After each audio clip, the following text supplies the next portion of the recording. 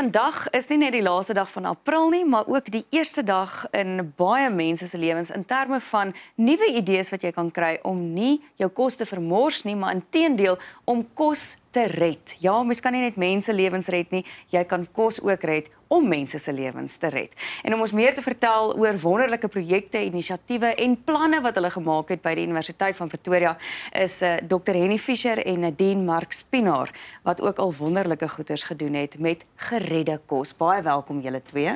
Baie dankie dat ons hier kan wees. Ja, dit is lekker om julle te hê. Ons is baie opgewonde en gee vir ons 'n bietjie statistiek. Hoeveel kos word jaarliks in Suid-Afrika vermors? Ek is bang vir die antwoord, maar ons moet daar begin.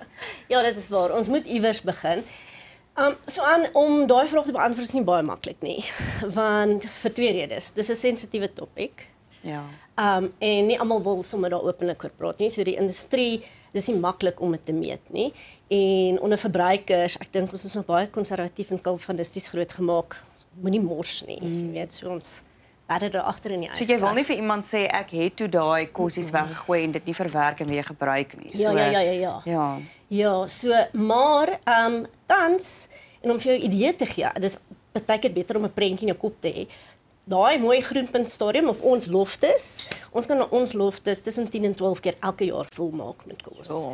So en dis nou kos wat sou geëet kon word. Dis kos wat bord toe moet wat gaan. Weggegooi geword is.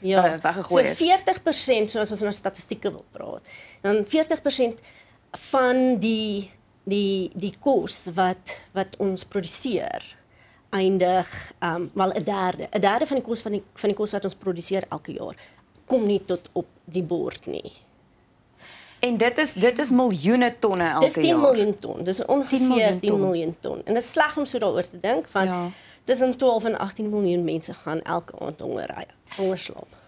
Wat dryf julle om hierdie tipe navorsing te doen en om die bewusmaking te wil skep hieroor?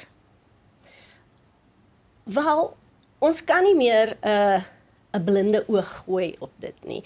Van die universiteit se kant af moet ons, en dit is ons doel om nie net navorsing daarop te doen nie, maar ons moet gemeenskapsbetrokkenheid kry, ons moet die studente oplei, onderrig om 'n beter toekoms, 'n volhoubare toekoms, want anders gaan ons nie meer 'n toekoms hê binnekort nie. En ek meen ons leef in 'n land waar 20 miljoen mense volgens SA Harvest op die spektrum van kritiese wanvoeding staan. Dis korrek. So ons kan nie in 'n land waar mense honger ly 40% van of 'n derde van ons kos vermors nie. Ja. Maar waar gaan dit verlore? Waar is die probleem in die voedselketting? Waar is die areas van kommer waarop ons die meeste moet fokus? Verpakking hoor ek is eintlik baie groter probleem as wat ons dink, nê? Nee. Verpakking is 'n probleem.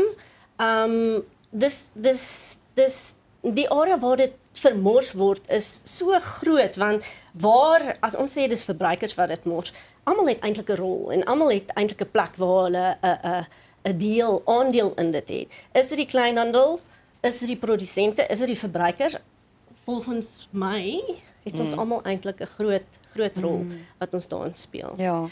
Wat is die oplossing? So nou praat ons van hierdie, jy weet, kos wat ons vermors, maar wat is die oplossing? Hoe vermors ons minder kos of wat kan ons met hierdie kos doen? Ja, kom ons kyk daar 'n bietjie na wat hierdie studente gedoen met geredde kos en uiteindelik 'n wonderlike fine dining 3-gang maaltyd van gemaak het, nie? Ek dink innovering is belangrik, maar ek en Nadine werk altyd in verbruikersomgewing, so vir ons is dit belangrik om die verbruiker se kop 'n bietjie te verander, en vir my is dit belangrik om mense in die kombuis hulle manier van dink te verander.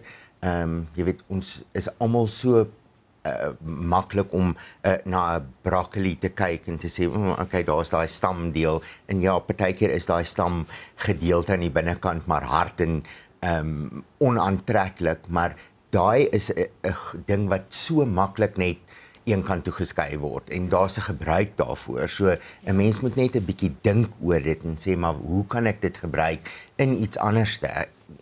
Omdat my resep sê ek het nou al hierdie klein boompies van broccoli nodig, beteken dit nie ek moet daai binnendeel net eenvoudig weggooi nie. En dit was die doel geweest met die 2 studente-etes wat ons nou in 2023 aan die einde van die jaar gedoen het. In 2024 was om vir hulle te sê, gaan kyk wat in die hele voedselketting vermors word, waar oral wat se fisiese goed is daar wat nie 'n doel het nie, wat dalk net te maklik na dierevoeding toe gaan en dan te sê maar hoe kan ons dit liewerste terughou sodat dit op die verbruiker se bord kan wees. Maar dit beteken die verbruiker moet genee wees daartoe. Mense, want dit is 'n groot ding in mense se kop is om te sê okay, hierdie ding wat ek nou eet is van skille gemaak of wat ook al. Of byvoorbeeld die nagereg wat jy bedien het daai aand, was onder andere gemaak van 'n baie goeie restaurant se oorgeblewe koek. Dis nou nie koek wat mense aangehap het nie. Dis wonderlike, pragtige, heerlike koek wat net nie gebruik is daai dag nie. En toe het julle dit gevat en 'n fantastiese nagereg daarvan gemaak, nê? Ja. Dieselfde met die kleinhandelprodukte wat die kleinhandelstudente gemaak het.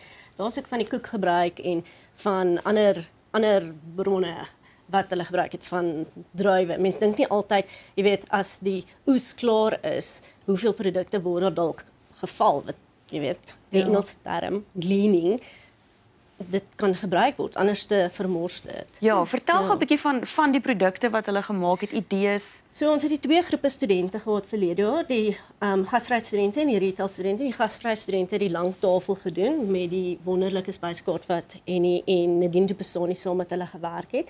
En dan het ons die kleinhandelstudente, en die kleinhandelstudente was getoets gewees in terme van om 'n rak stabiel produk te ontwikkel vir 'n spesifieke kleinhandelaar. So hulle moes 'n bietjie gaan kyk wat is die kleinhandelaar, wat se tipe produkte mors in daai klein handelomgewing en dan 'n innoverende produk wat nuut is en jy weet iets wat tog 'n plek in die mark sal vind en wat verbruikers sal aanklank meer kan vind.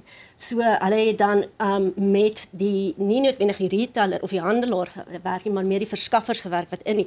Want mense dink altyd, dis die kleinhandelaar wat altyd, maar jy vergeet van daar's verskaffers wat nog in die hele voedselketting koop in hierdie storie in.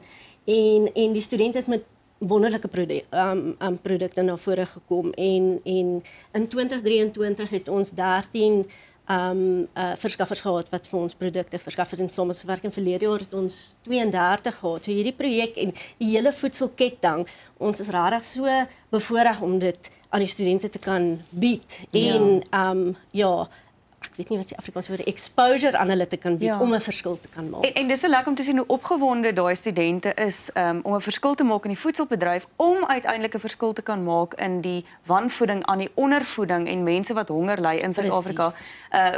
Mense soos SA Harvest wat ook met julle hande gevat het. Vanoggend het Mia op Grootplaas gepraat met Ozzy om ook te wys hoe hulle van plase af kom en massas kos gaan verskaf. Wat nie gebruik kan word in winkels nie, om uiteindelik mense wat honger is, goeie kos te gee, goeie gewoontes aan te leer.